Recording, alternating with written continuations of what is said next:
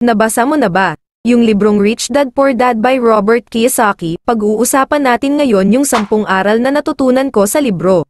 Year 1997, na-published ang isang libro kung saan sa kasaysayan natin maraming taong natulungan na mabago ang buhay. Sinulat ito ni Robert Kiyosaki, hango sa karanasan niya sa dalawang tatay na magkaiba ang perspective sa buhay. Pinamagatan niya tong Rich Dad and Poor Dad.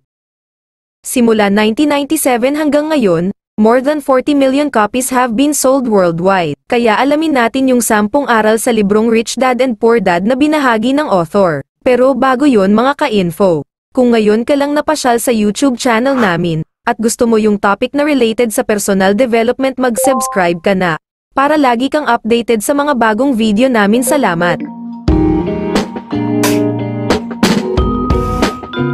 Pang-10 aral sa librong Rich Dad Poor Dad na binahagi ni Robert. Walang iba kundi, maging responsable sa kinabukasan mo, lalo na sa financial problem. May mga tao kasi na sinisisi yung magulang nila kung bakit sila mahirap, bakit daw yung government di namimigay ng pera, at kung sino-sino pa ang sinisisi. Halimbawa, kung gusto mo lumaki katawan mo, di pwedeng sasabihin mo sa tropa mo na mag-push up ka para lalaki ang katawan ko, o kaya naman mag-antay ng swerte na paggising mo sa umaga malaki na katawan mo. Maging responsable ka sa sarili mo. Sabi ni Rich Dad, huwag iasa sa iba yung kinabukasan mo at mag-antay ng swerte sa buhay. Maging responsable ka ukol dito. Pang-9 na aral sa librong Rich Dad and Poor Dad. Tuloy-tuloy na pagpalawak ng kaalaman sa kaperahan. Ayon kay Robert, di tayo mahirap dahil wala tayong pera.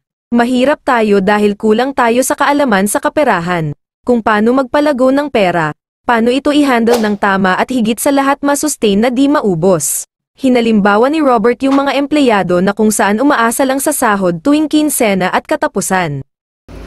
Tinawag niya tong fixed mindset. Dahil umaasa lang sa iisang source of income. Ayon sa author ng libro, yung mga taong fixed mindset ay laging kinakapos sa pera at nagkakautang pa. Isa din sa ugali nila yung takot mag-take ng risk dahil ayaw na ayaw nila yung problema.